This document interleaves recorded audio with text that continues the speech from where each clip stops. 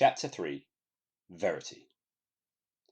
Getting out of the automatic doors at the front of the airport in Flores, V could tell they were in a different country. More than anything else, it was the air. Hot and sticky, heavy and close, the air felt foreign, almost alien. She had been to a couple of hot countries before, but the air there had been dry. Here, it was different. Straight away, her skin and clothes felt a little damp as the cumbrous, moisture-laden air consumed her. Already she yearned for the air conditioning of the plane that now felt hours ago. The morning sun was out and beaming down on everything around, making the cars shine and glass glint. Even the concrete of the buildings seemed bright.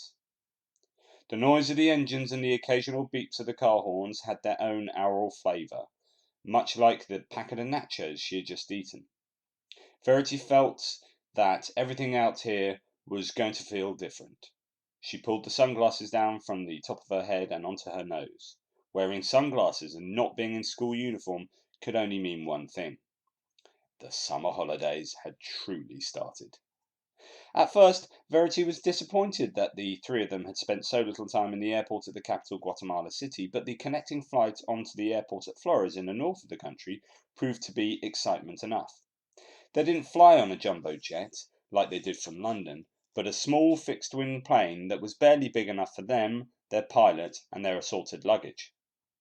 The small craft had shuddered, bounced, and then, like a bird taking to the air for the first time, or the last, she thought to herself, seemed to wobble in the air before finally setting into a steady, rhythmic flight. She had scrunched up her eyes and swallowed hard during takeoff, but then remembered her brother was sat across from her and forced herself to look around her. V noticed Ethan glance in her direction before returning his gaze to the diminishing world beneath them, his eyes bright with exhilaration. She hoped he hadn't seen her hands, white-knuckled, holding tightly to the seatbelt that, fingers crossed, wasn't as old as it and the rest of the plane looked. They were due to be picked up at Flores Airport by Senor Cruzar, who worked at the university back in Guatemala City, where they had first landed. He was in charge of the project of working on the temple and finding out about its history, as well as registering all the artifacts that they might find. However, when they disembarked from their plane, as V tried to steady her heart and her breathing, and walked through the arrivals gate, there was no one there to meet them. There were several people standing with names on placards waiting for various travellers, but their surname was nowhere to be seen. "I guess we'll wait out front," Dad had suggested. "I have a number, but we'll wait for a bit. My phone should work out here. I spoke to the phone company and sorted all that out." Dad hadn't let the children bring their mobile phones, which had caused a minor eruption and a few tears. He had said that it would be good for them to spend some time away from technology and social media, to get back to real life. "But real life is social media, Dad," her brother had insisted. "No, and that's final." And so it was. No mobiles, which had meant the two children actually spoke to each other on the plane, when they weren't watching films on the TV screens that came down from the seats in front. "Dad," said Verity, "are you going to speak Spanish the whole time?" Neither of the twins could speak Spanish, but their father was fluent, having worked out in Central America on different archaeological digs when he was younger, and having studied the area intensely for his university courses. "No, Mr. Cruzar can speak English, so when you're around I'll try to speak in English. But, knowing how nosy you are, V, if we do speak Spanish you'll know we're just keeping secrets from you." Dad smiled. There was a glint in his eyes, though, that suggested that he might actually do that. Verity had a habit of asking so many questions about things her father was doing that it drove him balmy. "You know, kids, one of the great modern Mayanists of our time, David Stewart, was taken as a kid to Maya sites by his parents. Just like you two now.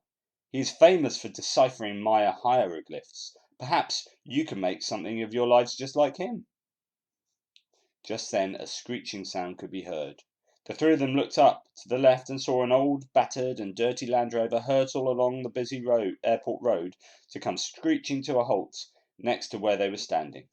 A man with a dark moustache, in his late 40s, Verity guessed, wound the window down further and smiled. "Daniel Hume?" he asked in a thick Spanish accent, so that Daniel sounded like Danielle. Hi, yes, hola, her father bumbled back, placing a beige baseball cap he had finally found over his wavy, sandy hair. The twins got their darker brown hair, hazel eyes, and lightly tanned skin from their mother. Excelente! And these must be your lovely children. Hola, I am Senor Cruzar, but you can call me Edwin. Or Ed. He pronounced Cruzar as Cruzar, and not as Cruzar, as it would have been in Spain, a fact which Verity was aware of, having watched a YouTube video on the basics of Spanish. Always doing her homework, she hated being unprepared for anything. Which was why Verity had been furiously reading up about Guatemala and its history, particularly about the Maya, since the temple was supposed to be of ancient Maya origin. She couldn't wait to show off her knowledge about the civilization, such as it being the only American civilization with a fully developed written language, or their practice of human sacrifice for religious and medical reasons, or how the Maya calendar worked. She had even bought a small clay one with her that she had made her dad buy off the internet. This would have to wait. She would find the right time to amaze those around her with her fabulous historical knowledge and her own theory about how the Maya civilization disappeared, a mystery to many still to this day.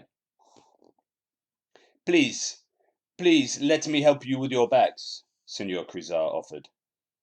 And he jumped out of the battered four-wheel drive, shook her father's hand, and started picking up their luggage. He had clearly been out in the heat for some time already. His khaki clothing was covered in the orange dust that also coated the Jeep. Vi watched him as he swept up a number of her father's heavy work bags with relative ease. His broad shoulders and thick arms showed little sign of effort. Although he was old, she thought, he was still clearly capable of getting stuck in with the hard graft. Because of this, along with his breezy smile and obvious passion for history, decided Vi, he was a man she must impress. After some small talk, an apology for being late, and packing everything and everyone into the cramped vehicle, Senor Cruzar pulled away from the airport. So, this is all very exciting for you, no? Their host asked the children, looking in his rearview mirror at them, strapped in and bumping around on the back bench seat. Before Ethan could mutter a word, Verity jumped in.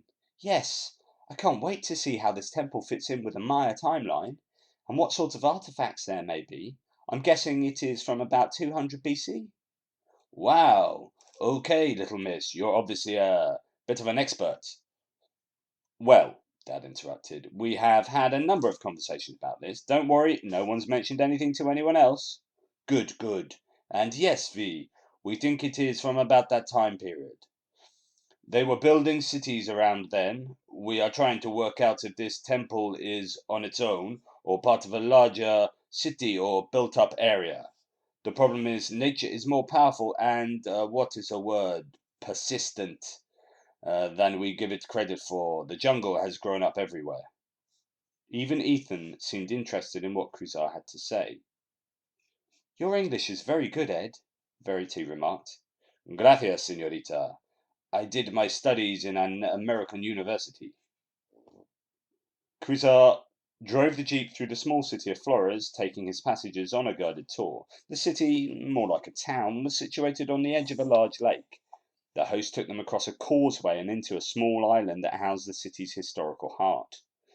Verity, more so than Ethan, was all ears as Cruzar explained the history of the small city around them, as they drove past exotic and fascinating buildings that felt so alien compared to what they were used to back in their market town outside of London. The children had spent enough time being taken around the museums and sights of London by their parents, although Ethan preferred the term dragged rather than taken. But everything here was wonderfully different, and certainly a lot smaller than London. After an hour or so of driving and a brief pause at a rest stop where they would buy some snacks and food, the jeep set off north towards the Maya Biosphere Reserve, which covered the north of the country.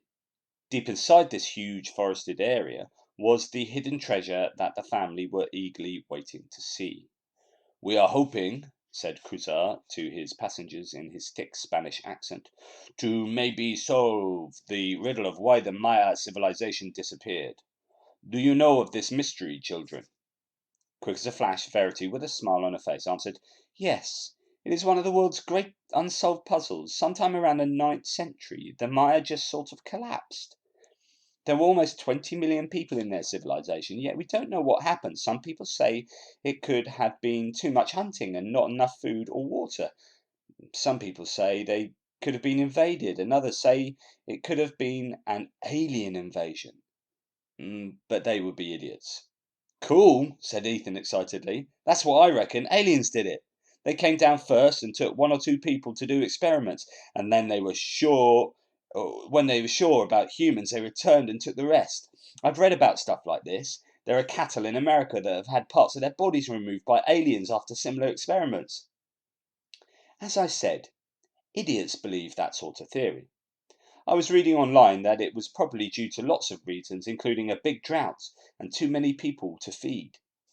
When people don't have enough to eat, it can lead to them going to war about it. Your daughter is a clever one, Danielle, smiled Cruzar.